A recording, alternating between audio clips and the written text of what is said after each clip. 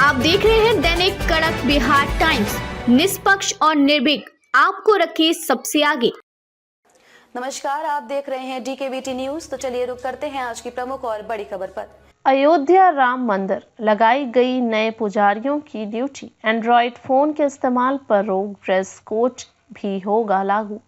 राम मंदिर में नए पुजारियों की ड्यूटी लगा दी गई है। पुजारियों के लिए कई कठिन नियम भी बनाए गए हैं। इसी क्रम में पुजारियों के लिए राम मंदिर में एंड्रॉयड फोन के इस्तेमाल पर भी रोक लगा दी गई है। जल्द ही पुजारियों के लिए ड्रेस कोड लागू करने की तैयारी है। राम मंदिर में अभी 14 पुजारी ड्यूटी दे रहे हैं। राम मंदिर समेत कुबेर टीला व हनुमान मंदिर में पूजन के लिए पुजारियों को 7-7 के 2 ग्रुप में बांटा गया है। 2 अलग अलग पालियों में इनकी ड्यूटी भी लगाई जा रही है। 4 पुजारी गर्भगृह में तो 3 पुजारियों की ड्यूटी गर्भगृह के बाहर लगाई गई है। अब पुजारी मंदिर में फोन का इस्तेमाल नहीं कर सकेंगे। इसमें पीली चौपंदी, धोती कुर्ता व सिर पर पीले रंग की पगड़ी शामिल होगी। भगवा रंग का ड्रेस भी शामिल किया जाएगा। पुजारियों के दूसरे बैच का प्रशिक्षण जल्द पुजारियों के दूसरे बैच का प्रशिक्षण भी शुरू करने की तैयारी है। राम जन्मभूमि परिसर में कुल 19 मंदिर बन रहे हैं, इसलिए पुजारियों की संख्या बढ़ाई जाएगी। राम सबके, फिर उनके दर्शन के लिए इतनी पाबंदियां क्यों? मेधा पाटकर ने कहा।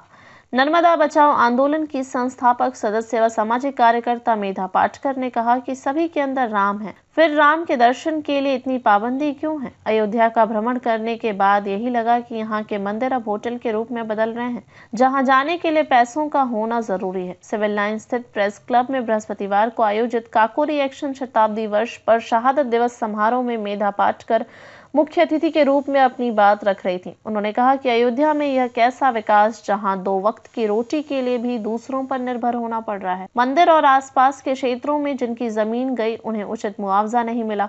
कहा कि इंसाफ की लड़ाई में हर युवाओं को आगे आने की जरूरत है। संभल हिंसा का जिक्र करते हुए कहा कि धार्मिक यात्राएं दिन की बजाय रात में निकाली जाती हैं और बेवजह हिंसा को जन्म दिया जाता है। काकोरी एक्शन के शहीदों के योगदान को याद नहीं किया जा रहा है। फैजाबाद की धरती पर भी आजादी की लड़ाई के लिए शहीदों ने संघर्ष किया, लेकिन उनके योगदान को भुला दिया गया। आज भी गंगा, यमुना व सरयू जैसी नदियों को बचाने के लिए संघर्ष करना पड़ रहा है। उर्दू कवि और सामाजिक कार्यकर्ता गौहर रजा ने कहा कि बेहतर समाज और मुल्क का ख्वाब देखने के लिए संघर्ष करना पड़ता है। राम प्रसाद बिस्मिल, अशफाक अल्लाह खां और रोशन सिंह की तरह सैकड़ों शहीदों ने बेहतर मुल्क और समाज बनाने की ख्वाब देखे और संघर्ष किया।